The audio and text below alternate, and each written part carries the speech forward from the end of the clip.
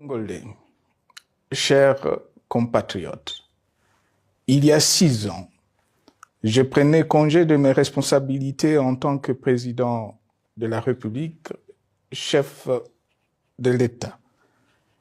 Et fait inédit dans notre pays, en près de 60 ans d'indépendance.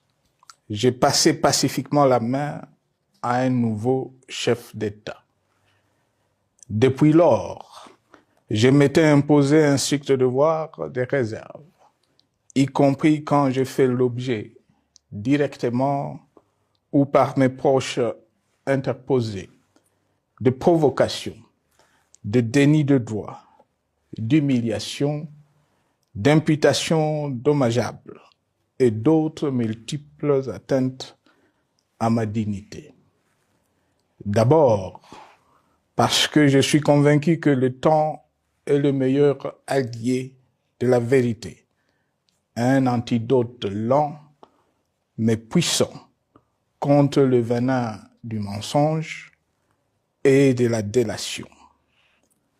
Mais aussi et surtout, parce qu'agir autrement aurait fait le jeu de ceux qui, par cette campagne odieuse, cherchaient à détourner l'attention de notre peuple de leur incapacité, aujourd'hui avérée, à répondre à ses attentes et aspirations.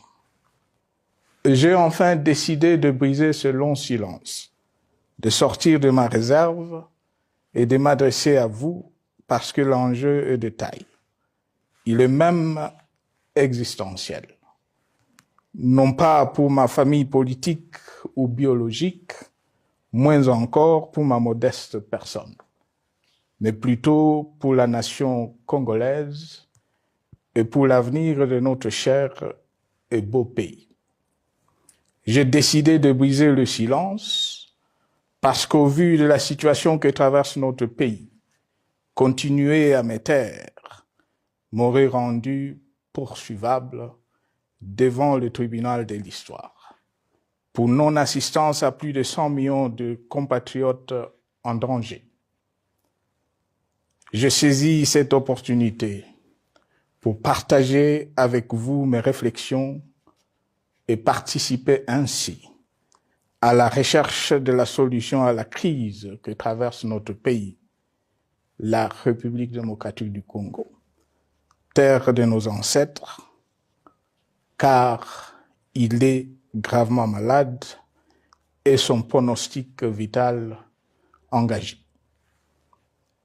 Mieux que quiconque, vous en êtes conscient, car vous en faites quotidiennement les frais dans votre chair et vous en payez le prix.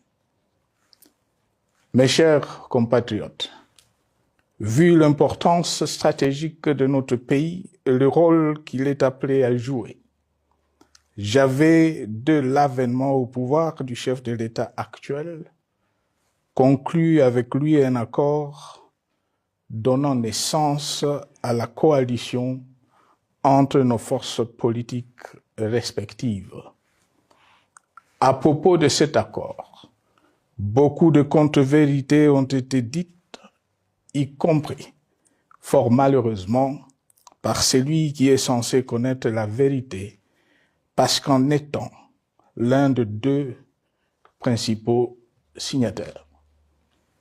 En attendant qu'au moment opportun, la vérité soit rétablie, preuve irréfutable à l'appui, permettez-moi pour l'instant d'affirmer qu'en ce qui me concerne, la conclusion de cet accord n'avait pour seule motivation que l'intérêt supérieur de la nation.